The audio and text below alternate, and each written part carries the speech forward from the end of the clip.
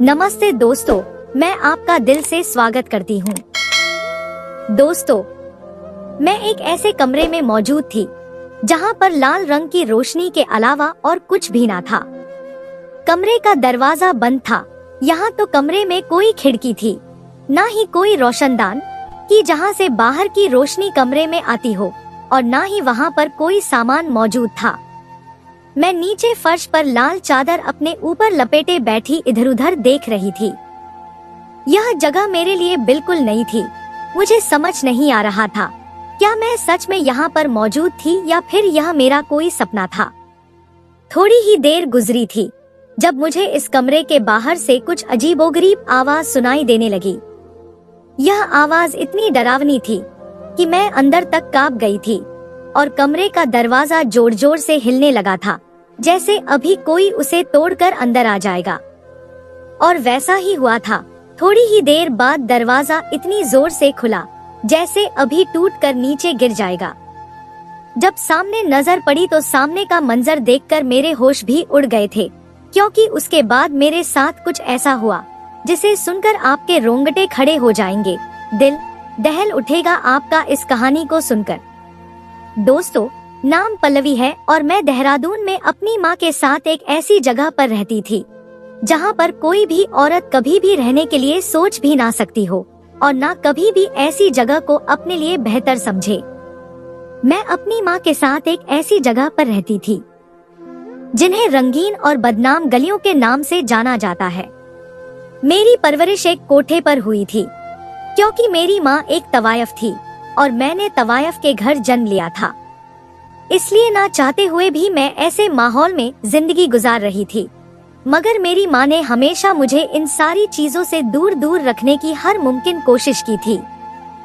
बाहर के लोगों की नजर में शायद मेरी माँ एक अच्छी औरत नहीं थी, मगर मैं जानती थी कि मेरी माँ कितनी अच्छी और कितनी शरीफ औरत है। मेरी माँ हर समय ऊपर वाला को याद किया करती और उनसे प्रार्थना करती कि मेरी बेटी की सुरक्षा करना, उसकी इज्जत को कभी दागदार मत होने देना। मैं अपनी इज्जत तो गवा ही चुकी हूँ, अपनी बेटी की इज्जत पर आंच नहीं आने देना चाहती हूँ। ऊपर वाला मेरी बेटी की इज्जत की लाज रख लेना। भले ही हम ऐसी जगह पर रहते थे जो लोगों की नजर में बुरी जगह मानी जाती है, मगर यहाँ रहते हुए मुझे इस बात का अंदाजा हुआ था कि जरूरी नहीं होता कि जो चीज देखने में बुरी नजर आती है हकीकत में भी बुरी ही हो। यहाँ पर रहने वाली सारी औरतें बहुत अच्छी थी और एक दूसरे का बहुत ख्याल भी रखती थी, और ऐसा नहीं था कि वह अपनी मर्जी से यह काम करती थी। उनकी कुछ मजबूरियां थी जो उन्हें इस जगह पर घसीट लाई थी, और वह बेबस हो गई थी। मैं अक्सर अम्मा से पूछी थी कि वह यहाँ कैसे पहुँची, लेकिन उन्होंने कभी भी मेरी इस बात का जवाब नहीं दिया था। वह इस बात को हमेशा टाल देती थी। अम्मा मुझे सारी चीजों से बहुत अलग रखती थी। उस कोठे पर एक कमरा ऐसा था जो मेरी माँ को दिया गया था, क्योंकि मेरी माँ बहुत सालों से यहाँ पर रह रही थी, और यहाँ कोठे की एक मशहूर तवायफ भी थी। मेरा सारा समय इस कमरे में गुजरा था। मुझे पढ़ने लिखने का भी शौक था, इसलिए अम्मा ने मुझे किताबें लाकर दे दी थी। मेरी अम्मा पढ़ी लिखी थी और शुरू में वही मुझे पढ़ाया करती थी।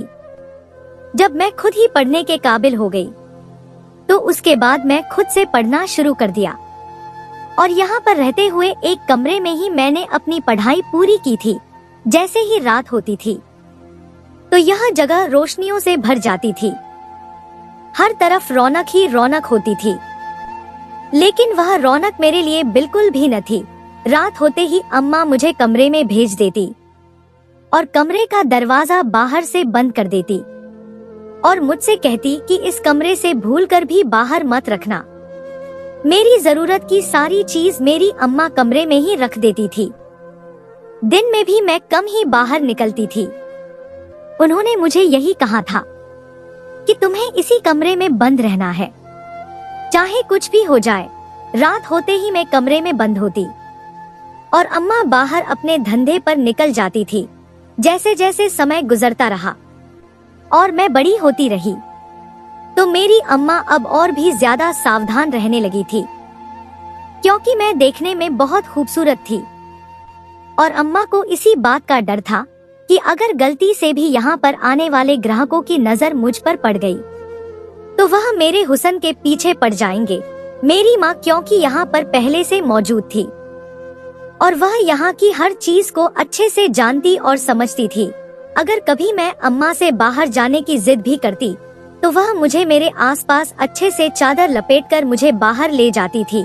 वह मुझे यही कहती कि मैंने कभी नहीं सोचा था कि मेरी औलाद को ऐसी जिंदगी गुजारना पड़ेगी, एक कमरे में कैद होकर रहना पड़ेगा या फिर ऐसे लोगों की नजरों से छुपाकर जिंदगी गुजारनी होगी। अम्मा अक्सर मुझसे कहती थी कि मुझे इस बात के लिए माफ कर देना। मैं जानती थी कि इसमें उनका कोई दोष नहीं है।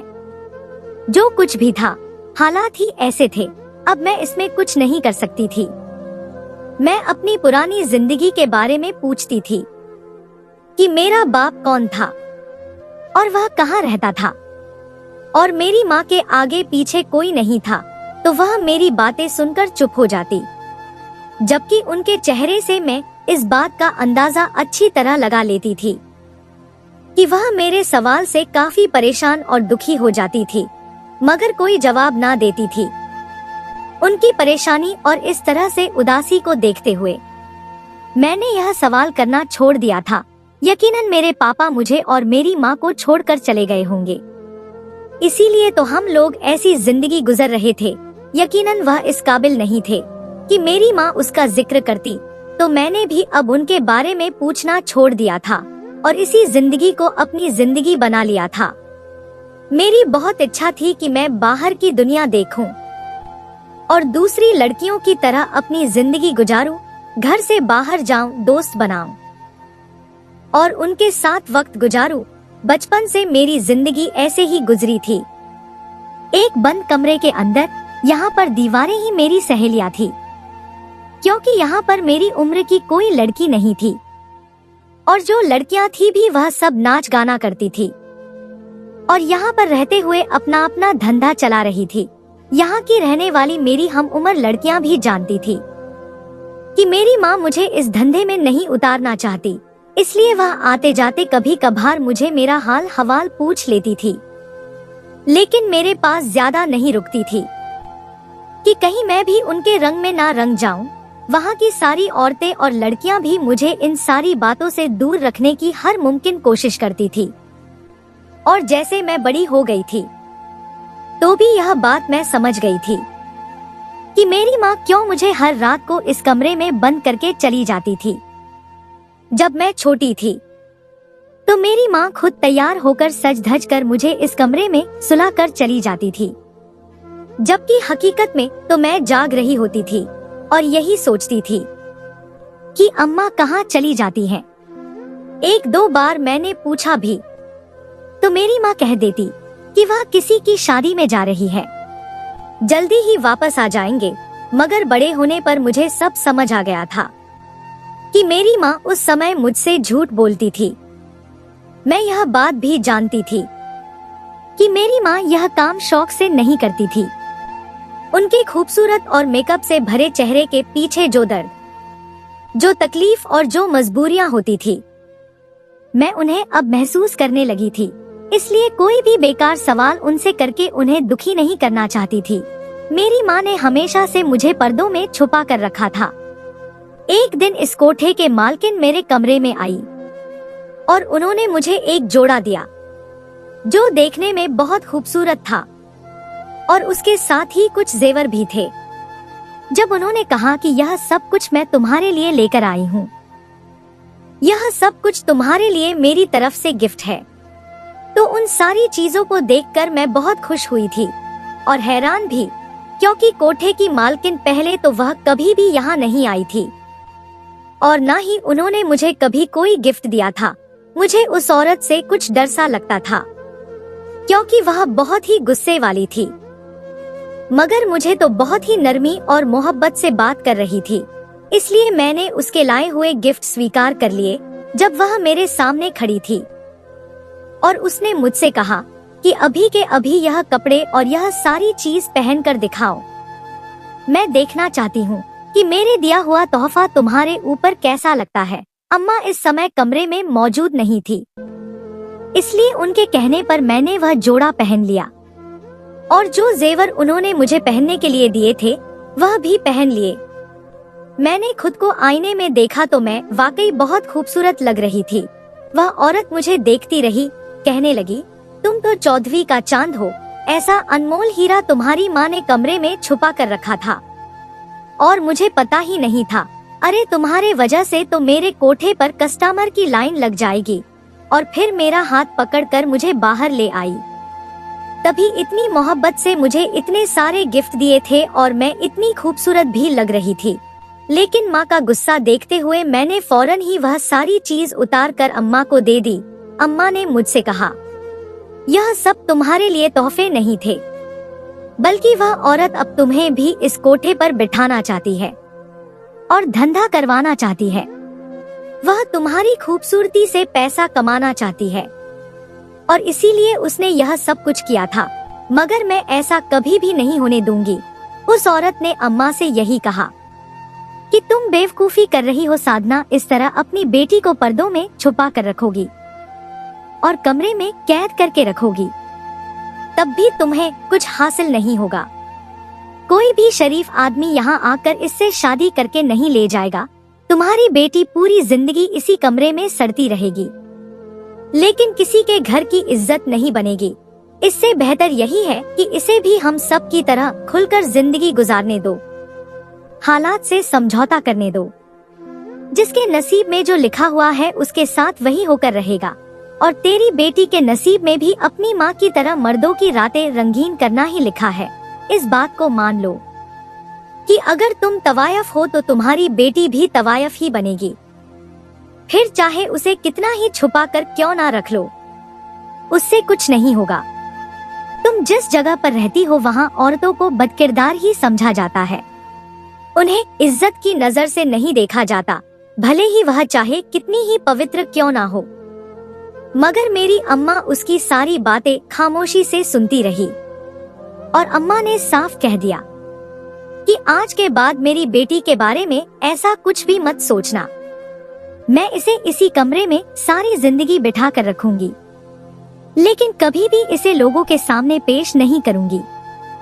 और यह मेरा आखिरी फैसला है, क्योंकि जैसी जिंदगी मैंने गुजरी है वैसे जिंदगी में कभी भी अपनी बेटी को गुजरने नहीं दूंगी। फिर मेरी माँ मुझे सीने से लगाकर रोने लगी। रोते हुए वह कहने लगी, वह जरूर आएगा, मुझे पूरा विश्वास है, वह एक दिन जरूर आएगा। मेरी बेटी की जिंदगी में भी बहारें लाएगा, वह जरूर आएगा।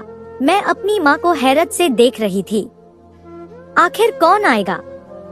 मैंने माँ से पूछा, माँ किसके बारे में बात कर रही हैं? तो माँ ने कहा कि कुछ नहीं, देखना एक दिन तुम्हारी जिंदगी में भी खुशियाँ ही खुशियाँ होगी, तुम भी किसी की घर की इज्जत बनोगी।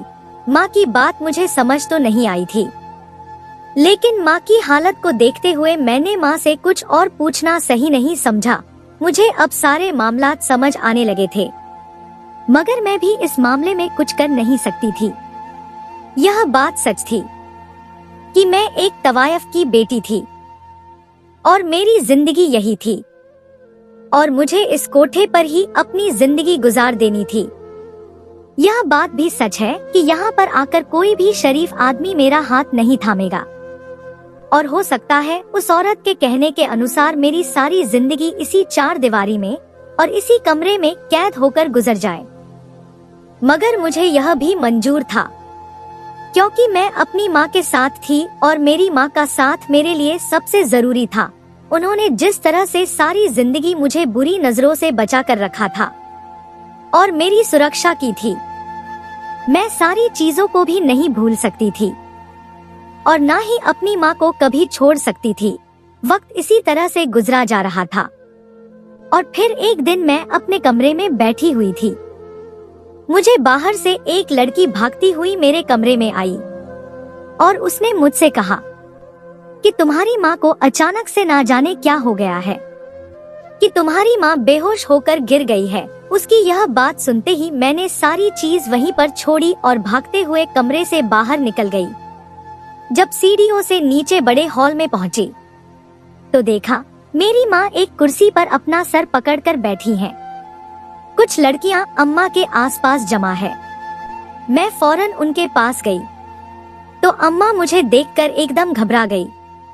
उन्होंने फौरन मुझे ऊपर जाने के लिए कहा, मगर मैं अम्मा को इस तरह छोड़कर नहीं जाना चाहती थी।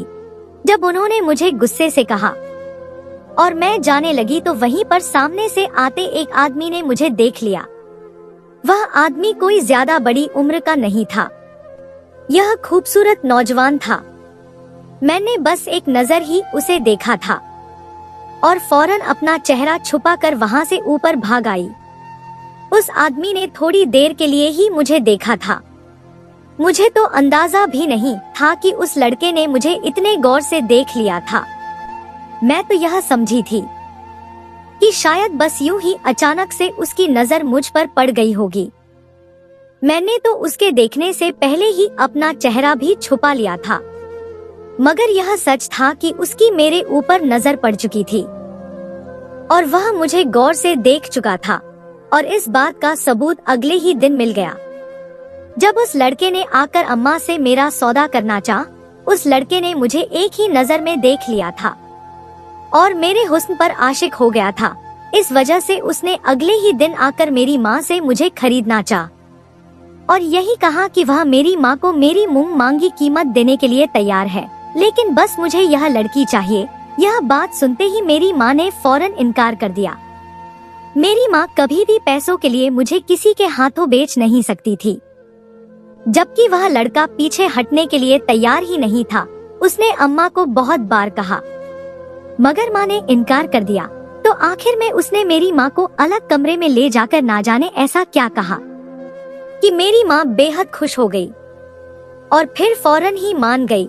मैं भी इस बात पर हैरान थी कि मेरी माँ कैसे इस बात पर राजी हो गई, लेकिन माँ इस बात पर राजी हुई थी कि वह आदमी पहले मुझसे शादी करना चाहता है और फिर इस बात पर मेरी माँ ने हाँ कर दी और मुझे समझाया कि चिंता मत करो, तुम्हारी आगे की जिंदगी बहुत अच्छी गुजरेगी।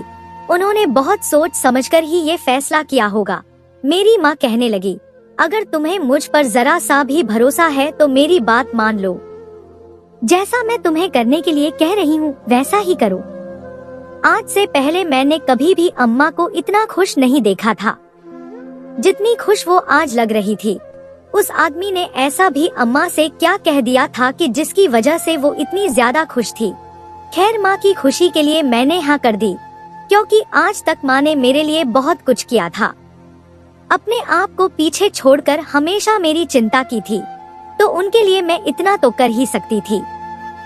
और फिर अगले ही दिन उस लड़के के साथ मेरी शादी कर दी गई थी और उसी दिन अम्मा ने मुझे उस इंसान के साथ विदा कर दिया।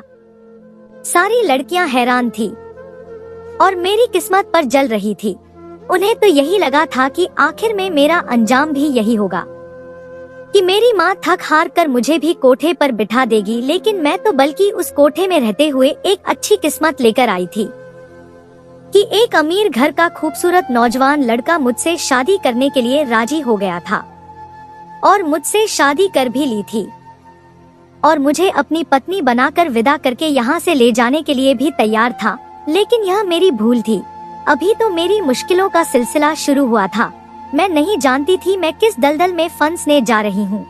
अम्मा ने मुझे उसके साथ विदा कर दिया और वो मुझे कोठे से सीधा एक खूबसूरत से घर में लेकर आया। यकीनन ये उसी का घर था। मैं उसके घर को गौर से देख रही थी। आज से पहले मैं बाहर की दुनिया देखी नहीं थी।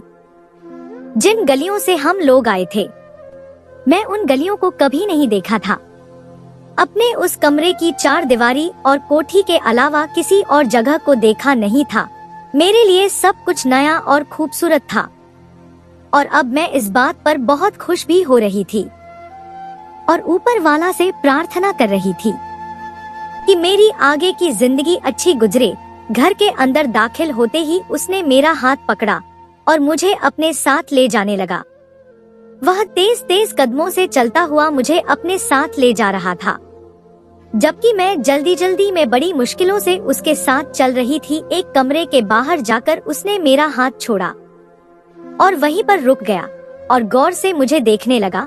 उसकी आंखों में न जाने ऐसा क्या था कि मैं पूरी की पूरी कांप गई थी।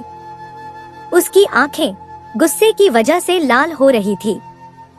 मेरी जान तो तब निकली जब उसने अपने दूसरे हाथ में मौजूद पिस्टल मेरी तरफ की और मुझसे कहने लगा कि वह मेरी इस खूबसूरत शक्ल पर आशिक नहीं हुआ, बल्कि वह चाहे तो अभी खड़े खड़े मेरा हुलिया बिगाड़ देगा। यह कहकर वह जोर जोर से हंसने लगा। उसके बाद उसने कहा कि आज का दिन अपनी जिंदगी का आखिरी दिन समझो, क्योंकि आज के बाद तुम जिंदा नहीं रहोगी। इतना कहकर उसने अपनी पिस्तौल मेरी तरफ की थी, इस तरह से कि जैसे अभी वह मुझे गोली मार देगा। मगर गोली लगने से पहले ही मैं बेहोश होकर जमीन पर गिर चुकी थी और उसके बाद मुझे कुछ याद नहीं था। जब मैं होश में वापस आई तो मैं इस कमरे में मौजूद थी, जहां पर लाल रंग की रोशनी के अलावा कुछ भी नहीं था। कमरे का दरवाजा बंद था।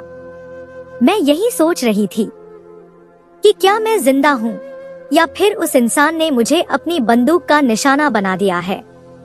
थोड़ी से होश ठीक हुई तो अंदाजा हुआ कि मैं जिंदा हूँ और उस कमरे में मौजूद हूँ। यहाँ पर कुछ भी मौजूद नहीं था। मैं नीचे फर्श पर ही बैठी हुई थी।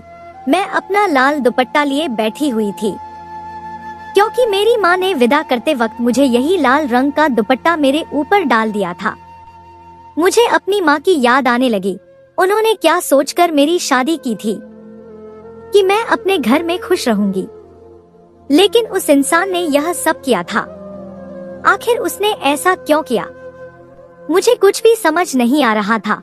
मैं बस यही प्रार्थना कर रही थी कि किसी तरह से मेरी माँ यहाँ पर आ जाए और मुझे यहाँ से निकाल कर ले जाए। मुझे नहीं मालूम था कि वह इंसान आगे मेरे साथ क्या करेगा। अचानक से ही मुझे उस कमरे के बाहर से अजीब तरह की आवाज आने लगी। चिल्लाने की आवाज को सुनकर मैं और भी ज्यादा डर गई और अचानक से कमरे का दरवाजा ऐसे जोर जोर से हिलने लगा, जैसे कोई अभी तोड़ डालेगा। थोड़ी ही देर के बाद कमरे का दरवाजा खुला और जब सामने मेरी नजर गई तो मेरा गला सूख गया था, क्योंकि वही इंसान मेरे सामने मौजूद था जिसने मुझे मारने की धमकी दी थी। आखिर उसने मुझे मारने की धमकी क्यों दी थी, यह बात मैं अभी तक नहीं जान पाई थी। अभी तक उसके हाथ में वही पिस्तौल थी और वह कमरे में दाखिल हुआ। उसने बालों से पकड़कर मुझे बेदर्दी से उठाया और मेरा सर दीवार के साथ मारना शुरू कर दिया। जब वह अपना गुस्सा निकाल चुका तो कहने लगा, मैं गलती कर रहा था जो कल ही तुम्हें जान से मारने की सोच बैठा था। अरे तुम तो इतनी खूबसूरत हो, पहले तुम्हारी खूबसूरती को चख तो लूं, उसके बाद ही तुम्हें इस दुनिया से दूर करूंगा। ऐसा कहकर उसने मेरे ऊपर से दुपट्टा उतार कर फेंक दिया। वो मेरे करीब आ गया, कहने लगा, पहले तुम्हारे साथ सुहागरात तो मना लो। मेरी शादी जो हुई है तुम्हारे साथ, तो इतना हक तो बनता है। मैं उससे डर कर दीवार के साथ लग चुकी थी, लेकिन वह मेरे बहुत करीब आ चुका था और मुझे अपनी मजबूत पकड़ में जकड़ चुका था। मैं उसके शिकंजे से निकलने की कोशिश कर रही थी, लेकिन मैं एक कमजोर सी लड़की उस मजबूत मर्द के सामने कुछ भी ना कर सकी। शादी की पहली रात का नक्शा जो मेरे दिमाग में खींचा हुआ था, शादी की यह पहली रात उससे बिल्कुल उल्टी थी। उस बेदर्द इंसान ने मुझे बहुत तकलीफ पहुंचाई थी। उसने अपने हाथ में पकड़ी हुई सिगरेट से मेरे हाथ और बाजू जलाने शुरू कर दिए। अब उस कमरे में मेरी दर्दनाक चीखों के साथ उस इंसान के खौफनाक हंसी भी गूंज रहे थे। ना जाने वह कितनी देर ऐसे ही मुझ पर जुल्म करता रहा और फिर कब मुझे यहाँ मरने के लिए छोड़कर चला गया। मुझे नहीं पता उस कमरे में कितने दिन गुजर गए थे। वह इंसान रोज इसी तरह से कमरे में आकर मुझ पर जुल्म करता और अपनी दरिंदगी का निशाना बनाकर चला जाता। उसके बोलने के अंदाज में अजीब तरह की नफरत और जिद भरी हुई थी, जो मेरी समझ में बिल्कुल नहीं आती थी। अब तो मुझे ऐसा लगने लगा था कि कुछ दिनों तक शायद उसके जुल्म सहते सहते मैं मर जाऊंगी। और कोई भी मुझे बचाने नहीं आएगा। मुझे लगने लगा था जैसे मेरी जिंदगी अब खत्म हो गई है, क्योंकि ना तो उस कमरे से निकलने का कोई रास्ता था, ना ही मैं यहाँ से भाग कर जा सकती थी। यह बहुत बड़ा घर था और उस इंसान ने मुझे यहाँ पर कैद करके रखा हुआ था। मैं नहीं जानती थी वह इंसान मेरे साथ यह सब कुछ क्यों कर रहा था। कहीं ऐसा तो नहीं था कि वह इस बात का गुस्सा निकाल रहा था कि मेरी माँ ने उससे सौदा नहीं किया था। लेकिन यह कोई इतनी बड़ी बात ना थी कि जिसकी वजह से वह इंसान मेरे ऊपर तने ज्यादा जुल्मों सितम करता। मैं उसके सामने हाथ जोड़कर दया की भीख मांगती कि मेरे ऊपर इतने जुल्म मत करो, मैं अब और ज्यादा नहीं सह सकती। आखिर मैंने तुम्हारा क्या बिगाड़ा है, क्यों मुझे इतनी तकलीफ पहुंचाते हो? तो वो बुरी तरह से हंसने लगता और कहता, तुम्हें तकलीफ पहुंचाकर मैं उस इंसान को तकलीफ पहुंचा रहा हूँ जिसने मेरा सब कुछ तबाह बर्बाद कर दिया। उसने मुझसे मेरी खुशियाँ छीनी, मैं भी उससे उसकी खुशियाँ छीन लूंगा। तुम चिंता मत करो, कुछ दिन की बात और है, फिर मैं तुम्हें खुद उसके पास पहुंचा दूंगा, क्योंकि मेरा बदला पूरा हो चुका है। मैंने उसकी मोहब्बत को दागदार कर दिया है। उसकी यह उलझी हुई बातें मेरे सर के ऊपर से गुजर जाती थी। मुझे कुछ भी समझ नहीं आता था। यह अस्पताल में हमारे साथ था। अम्मा ने मुझे बताया कि हमारे साथ बहुत बड़ा धोखा किया गया था। आज मैं तुम्हें सब कुछ बताऊंगी, अपने अतीत के बारे में हर वह हकीकत बताऊंगी जो तुम जानना चाहती थी। उसके साथ ही मैं अम्मा से यही पूछा था कि वो आदमी अब से क्या कहा था। आखिर आप मेरी शादी इस आदमी से करने के लिए राजी क्यों हो गई थी? तब अम्मा ने मुझे सारी कहानी बतानी शुरू की। अम्मा ने बताया कि मैं एक बड़े जागीरदार घराने की बेटी थी और शहर में पढ़ाई करने के लिए आई थी। उस दौरान मेरी मुलाकात एक लड़के से हो गई। वह लड़का इसी शहर में रहता था और उसका नाम मनोज था और वह भी पढ़ाई करता था। मुझे मनोज से मोहब्बत हो गई और मनोज भी मुझसे शादी करना चाहता था, मगर मैं यह भी जानती थी कि मेरे घर वाले कभी भी इस रिश्ते के लिए नहीं मानेंगे, क्योंकि मेरे घर वालों ने मेरा रिश्ता कहीं और तय कर दिया था, जबकि मैं अपने घर वालों के बताए हुए लड़के को कैसे स्वीकार कर सकती थी जब मैं किसी और से मोहब्बत करती थी। इसलिए मेरे पास एक ही रास्ता था कि मैं यह घर छोड़ दूं। इसलिए रात के अंधेरे में ही, अपनी शादी से एक रात पहले ही मैं मनोज के साथ अपना घर छोड़कर भाग गई और मनोज से शादी कर ली। मनोज के साथ मैं बहुत खुश रहने लगी थी। 1 महीना इसी तरह गुजर गया था, जब एक दिन मनोज मुझे यह कहकर अपने साथ घर से लाया कि वह उन्हें अपने किसी रिश्तेदार से मिलवाने ले जा रहा है। और इस तरह धोखे से मनोज ने मुझे लाकर एक कोठे पर बेच दिया और मेरे सारे जेवर और पैसे लेकर भाग गया और मुझे यहीं पर सारी उम्र मरने के लिए छोड़ दिया। मुझे ना चाहते हुए भी इस हकीकत को मनाना पड़ा। वहीं पर मेरी मुलाकात कोमल से हुई। वह भी मेरी तरह इस कोठी पर जिंदगी गुजार रही थी। उसके साथ 5 साल का उसका बेटा था। वह बचपन से ही इस कोठे पर रह रही थी और फिर एक सेठ ने उसे पसंद किया और उससे शादी कर ली थी। लेकिन शादी के कुछ महीनों बाद उसे तलाक देकर घर से निकाल दिया और वापस वह इस कोठी पर आ गई। कोमल जब तलाक लेकर कोठी पर आ गई, तब मुझे उसे पता चला कि वो पेट से है, माँ बनने वाली है और कुछ महीने के बाद उसने एक बेटे को जन्म दिया। जब मैं भी कोठे पर आई थी, तब कोमल मुझे समझाया कि अब इस हकीकत को मानने के अलावा तुम्हारे पास कोई रास्ता नहीं और तुम इसे स्वीकार कर लो। मेरी माँ की उनके साथ बहुत अच्छी दोस्ती हो गई थी और उन दोनों बहनों जैसी मोहब्बत पैदा हो गई थी। कुछ समय गुजर गया जब मेरी माँ ने हकीकत को स्वीकार कर लिया और उन औरतों के साथ जिंदगी गुजारने लगी। कुछ समय बाद उन्हें पता चला कि वह उम्मीद से हैं।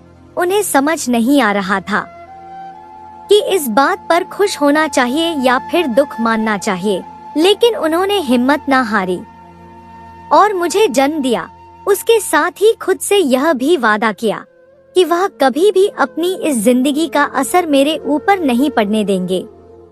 जब मैं उनकी जिंदगी में आई थी तो उनकी सहेली कोमल को मैं बहुत अच्छी लगी और उन्होंने उसी समय अपने 5 साल के बेटे के लिए मुझे मांग लिया था।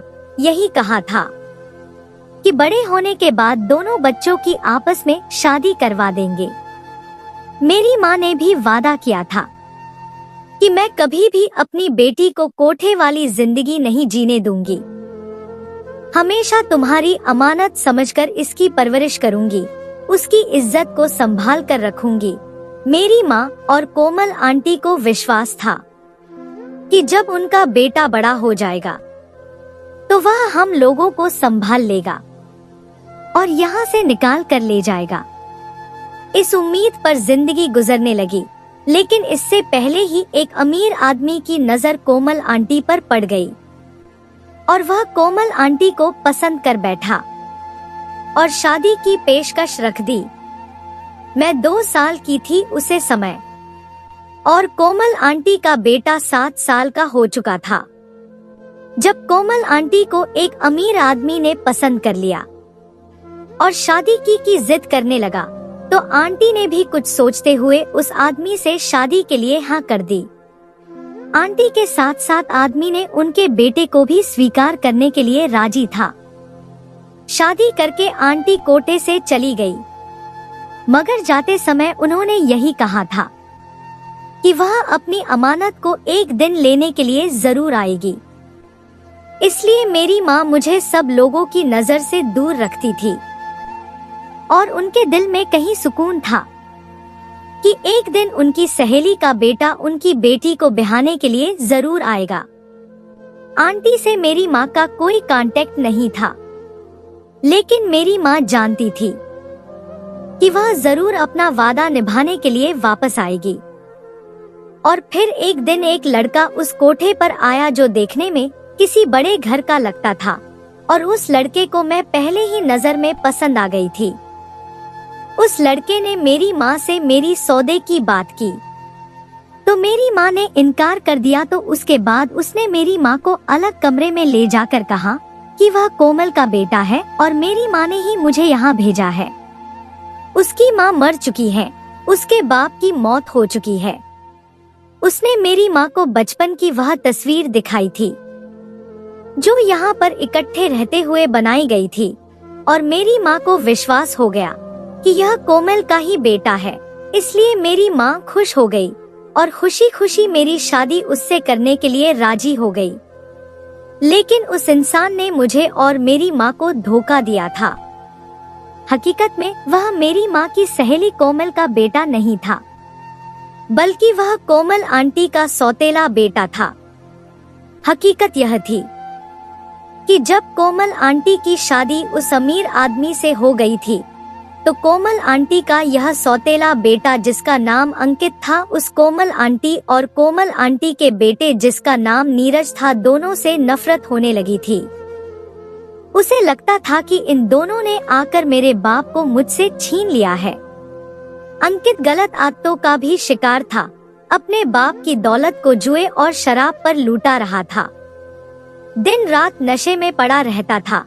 अंकित के पापा अब अंकित की बजाय नीरज पर ज्यादा ध्यान देने लगे थे और उसे ही अपना बेटा मानने लगे थे, क्योंकि नीरज अपने बाप का बहुत ही सम्मान करता था, पढ़ाई में भी तेज था और कोई भी गलत आदत उसके अंदर नहीं थी। जब अंकित ने अपने बाप का झुकाव नीरज की तरफ ज्यादा देखा तो वह गुस्से से और भी भर उठा था। उस दिन भी कोमल आंटी अपने बेटे नीरज के साथ कहीं जा रही थी, लेकिन एन टाइम पर नीरज के किसी दोस्त का कॉल आ गया, जिसकी वजह से नीरज अपनी माँ के साथ नहीं जा पाया। तो फिर कोमल आंटी अपने पति के साथ गाड़ी में बैठकर चली गई। अंकित को लगता था कि गाड़ी में नीरज और उसकी माँ गए हैं, इसलिए उन दोनों को जान से मारने के इरादे से उसने उस गाड़ी का एक्सीडेंट करवा दिया और मौके पर ही कोमल आंटी और उनके पति की मौत हो गई थी। अंकित को लगा था कि उसने कोमल और उसके बेटे का पत्ता साफ कर दिया है, लेकिन अनजाने में वह अपने बाप को ही मार बैठा था। अंकित के बाप ने करने से पहले सारी जायदाद नीरज के नाम कर दी थी, क्योंकि उन्हें पता था अंकित सारी जायदाद जुए और शराब की लत में उड़ा देगा। उन्होंने अपनी वसीयत में यही लिखा था कि अंकित को महीने का खर्च दिया जाएगा, वह भी लिमिटेड। और इसी बात से अंकित गुस्से से भरा बैठा था। उसे इस बात का पहले ही पता था कि नीरज किसी लड़की को पसंद करता है और उस लड़की से रिश्ता उसकी माँ ने बचपन में ही जोड़ रखा है। उसकी तस्वीर भी वह अपनी सौतेली माँ के कमरे में देख चुका था। वह कमरे में उसने तस्वीर निकाल ली और फिर बस कोठी पर पहुंच गया था और झूठी कहानी बनाकर उसने मेरे साथ शादी कर ली। इस तरह वह मुझे बर्बाद करके नीरज को तड़पना चाहता था। हकीकत में अम्मा की सहेली कोमल का बेटा नीरज यह लड़का था जिसके घर में हम लोग आज रह रहे थे। नीरज ने मेरी माँ को बताया कि मेरी माँ ने बचपन में ही मुझे सारी सच्चाई बता दी और मुझे तुम्हारे बारे में सारी सच्चाई बता दी थी कि तुम्हें मेरी सहेली की बेटी से ही शादी करनी है। वह तुम्हारी अमानत है और उसे तुम्हें अपनी पत्नी बनाकर लाना ही पड़ेगा, क्योंकि मेरी माँ अपने दोस्त से किया हुआ वादा हर हाल में निभाना चाहती थी। मेरी माँ ने बचपन से ही यह बात मुझे बता रखी थी और मैं भी अपने माँ की बात मान चुका था कि माँ की बताई हुई लड़की से ही शादी करूँगा। मरने से पहले मैंने अपनी माँ से वादा भी किया था कि मैं आपकी सहेली से किया हुआ वादा जरूर निभाऊंगा। अभी मैं अपने बाप के बिजनेस को सेट करने में लगा हुआ था। जैसे ही बिजनेस सेट हुआ मैं फौरन हाथ मांगने जरूर आता, लेकिन इससे पहले ही अंकित ने यह सब कर दिया। जब अंकित 3-4 दिन तक घर नहीं आया तो मुझे कुछ चिंता होने लगी थी और मैंने कुछ आदमियों से कहकर अंकित की खोजबीन कराई थी। तब मुझे पता चला कि अंकित ने एक लड़की को हमारे दूसरे घर में कैद करके रखा हुआ है। मैं तुरंत ही वहां पहुंच गया था और तुम्हें वहां से निकालकर अस्पताल लेकर आया, क्योंकि तुम्हारी हालत बहुत खराब थी। अंकित को मैं पुलिस के हवाले कर दिया। पुलिस की खातिरदारी में सारा सच बता दिया। इस तरह मैं तुम्हारी माँ को भी हॉस्पिटल लेकर आया। सारी गुत्थियां सुलझ गई थी। मैंने अपनी माँ से कहा कि माँ अब हम क्या करेंगे, क्या फिर से हम इस कोठे पर जाएंगे? नीरज कहने लगा, अब आपको कहीं जाने की जरूरत नहीं है, आप आज से यही रहेंगे। और जैसा कि मेरी माँ ने मुझसे वादा लिया था कि मैं तुम्हें अपनी पत्नी बनाऊंगा, तो मैं उस वादे को निभाने के लिए आज भी तैयार हूँ। नीरज की बात सुनकर मेरी आंखों में आंसू आ गए। मैंने कहा, मैं तुम्हारे हार काबिल नहीं हूँ नीरज। अंकित ने मुझे कहीं का नहीं छोड़ा। मेरी नजर अपने शरीर पर लगे जख्मों की तरफ उठ गई थी। मेरी आंखों में आए आंसू नीरज ने साफ किया और कहा, अंकित को उसके किए की सजा मिल गई है और जल्दी ही तुम्हें उससे तलाक भी मिल जाएगी। जो कुछ भी हुआ उसे भूल जाओ और जिंदगी की नई शुरुआत करो। मैंने अपनी माँ की तरह देखा तो मेरी माँ ने भी मुझे तसल्ली दी। मैं भी हालत के आगे खुद को झुका दिया और नीरज से शादी के लिए हाँ कर दी।